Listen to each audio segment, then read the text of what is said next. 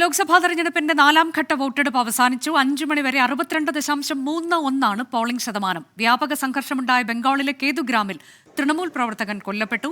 ഈ മാസം 20-നാണ് 5ാം ഘട്ട വോട്ടെടുപ്പ്. ബൽറാം നെടുങ്ങാടി ഏറ്റവും പുതിയ വിവരങ്ങളുമായി. ബൽറാം, ഭേദപ്പെട്ട പോളിംഗ് എന്ന് വിലയിരുത്താൻ കഴിയുമോ? ഇനിയിപ്പോൾ 3 ഘട്ടം മാത്രമാണ് ബാക്കിയുള്ളത്. ഇക്കുറി അക്രമം കുറച്ച് കൂടുതലായിരുന്നു. അതായത് ബംഗാളിൽ നിന്നും ആന്ധ്രയിൽ നിന്നുമൊക്കെ അക്രമത്തിന്റെ വാർത്തകൾ രാവിലെ മുതൽ തന്നെ പുറത്തു വരുന്നു.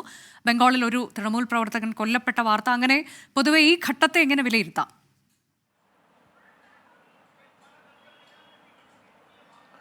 അനുജ, ലോക്സഭാ തിരഞ്ഞെടുപ്പിന്റെ പകുതിയിൽ ഏറെ പിന്നിട്ട് കഴിഞ്ഞിരിക്കുന്നു ഈ 4ാം ഘട്ടത്തോടു കൂടി എന്നുള്ളതാണ്.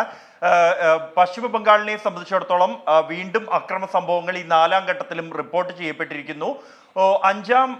വൈകിട്ട് 5 മണി വരെയുള്ള ഔദ്യോഗിക കണക്കുകളാണ് തെരഞ്ഞെടുപ്പ് കമ്മീഷൻ ഇതുവരെയും ലഭ്യമാക്കിയിട്ടുള്ളത്. ഈ ഘട്ടത്തിൽ 62.31% പോളിംഗ് ആണ് തെരഞ്ഞെടുപ്പ് കമ്മീഷൻ പുറത്തുവിട്ടിരിക്കുന്ന കണക്ക്. അതിൽ ഏറ്റവും കൂടുതൽ ഉയർന്ന പോളിംഗ് രേഖപ്പെടുത്തിയിരിക്കുന്നത് പശ്ചിമ ബംഗാളിൽ തന്നെയാണ്. ബംഗാളിൽ 75.66% പോളിംഗ് രേഖപ്പെടുത്തിയിരിക്കുന്നത്.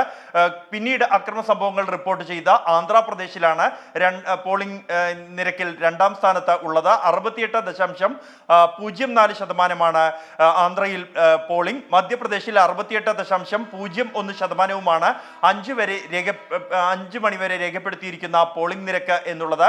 വലിയ തോതിൽ അക്രമ സംഭവങ്ങൾ റിപ്പോർട്ട് ചെയ്യപ്പെട്ടത് പശ്ചിമ ബംഗാളിൽ തന്നെയാണ്. ബംഗാളിൽ രാവിലെ മുതൽ തന്നെ തൃണമൂൽ കോൺഗ്രസ് പ്രവർത്തകരും BJP പ്രവർത്തകരും ഏറ്റുമുട്ടിയതായുള്ള റിപ്പോർട്ടുകൾ ഉണ്ടായിരുന്നു. പോളിംഗ് സ്റ്റേഷനുകളിൽ തൃണമൂൽ കോൺഗ്രസ് പ്രവർത്തകർ വോട്ട് ചെയ്യാൻ മറ്റ് പാർട്ടിയുടെ അണികളെയോ അല്ലെങ്കിൽ പാർട്ടി അനുഭാവികളെയോ അനുവദിക്കുന്നില്ല എന്നുള്ള ആരോപണങ്ങൾ ഉയർന്നിരുന്നു. അതേസമയം പുറമേ നിന്നുള്ളവരെ ബൂത്ത് ഏജന്റുമാരായി BJP എത്തിച്ചു എന്നും കേന്ദ്രസേനയെ ഉപയോഗിച്ച് തെരഞ്ഞെടുപ്പ് അട്ടിമറിക്കാൻ ശ്രമിക്കുന്നു എന്നുള്ള ആരോപണവുമാണ് തൃണമൂൽ കോൺഗ്രസ് ഉന്നയിച്ചിരിക്കുന്നത്.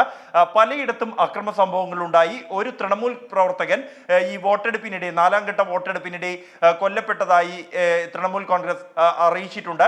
പോലീസ് ഇക്കാര്യം സ്ഥിരീകരിക്കുന്നു. ഇക്കാര്യത്തിൽ അന്വേഷണം പുരോഗമിക്കുകയാണ്. ബംഗാളിൽ തെരഞ്ഞെടുപ്പുമായി ബന്ധപ്പെട്ടുള്ള അക്രമ സംഭവങ്ങൾ ഇപ്പോഴും തുടരുന്നു എന്നാണ് ലഭ്യമാകുന്ന വിവരം. ഒപ്പം തന്നെ വോട്ടിംഗ് സമയം പൂർത്തിയായി അരമണിക്കൂർ പിന്നിടുമ്പോഴും പോളിംഗ് സ്റ്റേഷനുകൾക്ക് പുറത്ത് ആളുകൾ വരി നിൽക്കുന്ന കാഴ്ചയും ബംഗാളിൽ കാണാനാകും.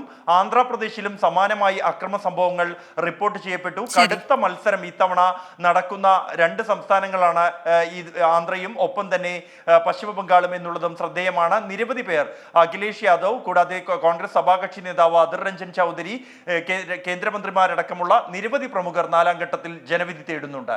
അനുജ, 4ാം ഘട്ടം വോട്ടെടുപ്പ് അവസാനിച്ചിരിക്കുന്നു.